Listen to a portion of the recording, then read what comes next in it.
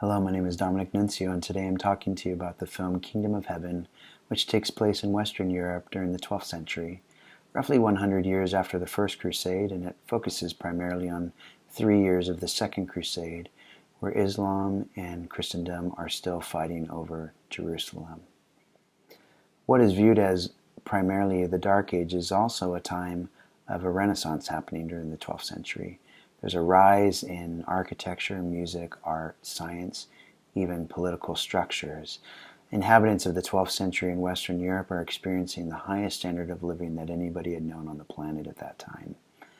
What makes it the Dark Ages, however, is the Crusades.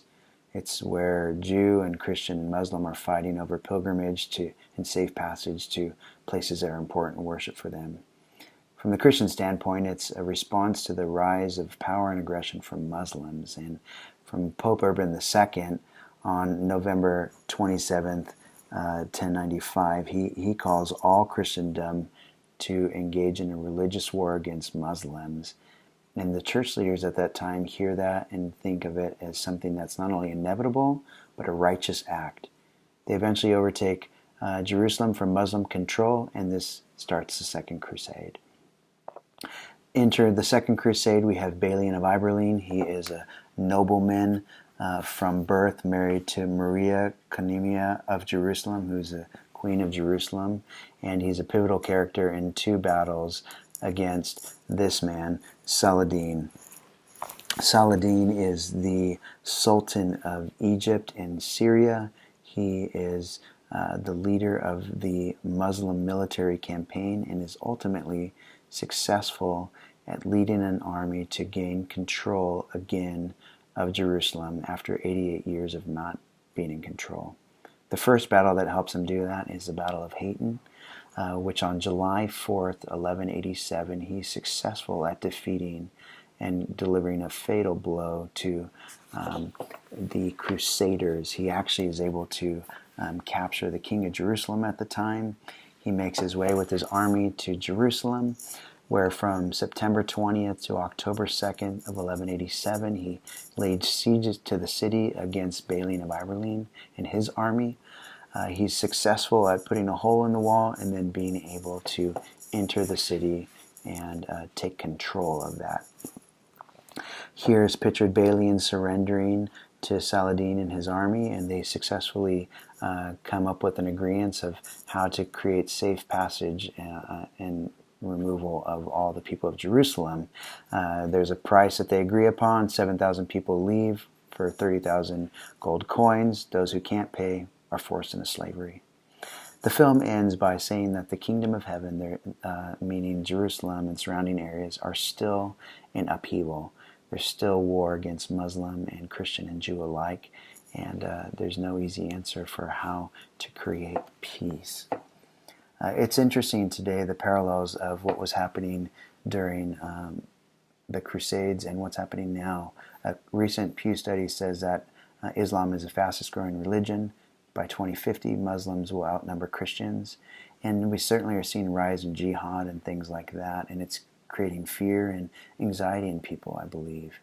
And the question that it begs and asks is, what's our response as leaders, and specifically Christian leaders?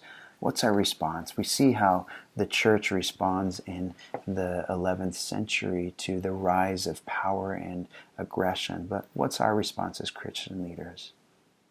I agree with Stearns when he says that the local church is the hope of the world, and its future rests primarily in the hands of its leaders.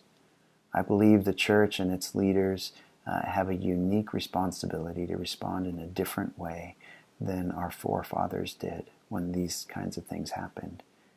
The way I believe we respond is what Paul calls in 2 Corinthians 2:18 through 21, through the ministry of reconciliation.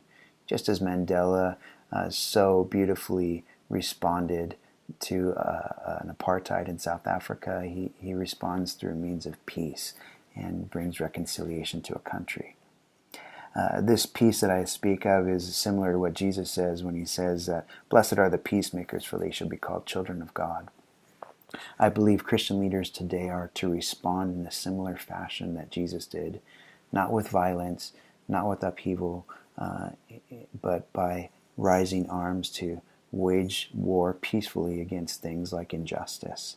As Stearns talks about that we should have our hearts broken for the things that break God's heart, I believe the Christian leader should respond through reconciliation, through being peaceful, and by being with the poor and the oppressed. Dr. Ronald Snyder, in his book Christian in the Age of Hunger, says that those who don't live out their faith and neglect the poor and the oppressed are not really God's people at all. It's a harsh statement, but an honest one. He says that the church should be generous, that they can persuade their affluent neighbors to transform today's market and economy so that everyone has enough to share. And if they don't, there'll be growing divisions between the poor and the rich, and not only will there be starvation and death, but there'll be civil strife, terrorism, and war. The church must respond not only with peace, but justice and generosity, and we should be the vanguards of that. Jesus finally says that not only we should be those type of people, but I think as Christian leaders, our response is to not only care for our enemies, but to love them and to pray for those who persecute us. And that's what we're called to do as Christian leaders. I would close with just saying that we have a unique opportunity as Christian leaders to take small steps into action to see big changes. The world has yet to see what one man or woman or group can do who's totally sold out to God. So that's our charge. Thank you.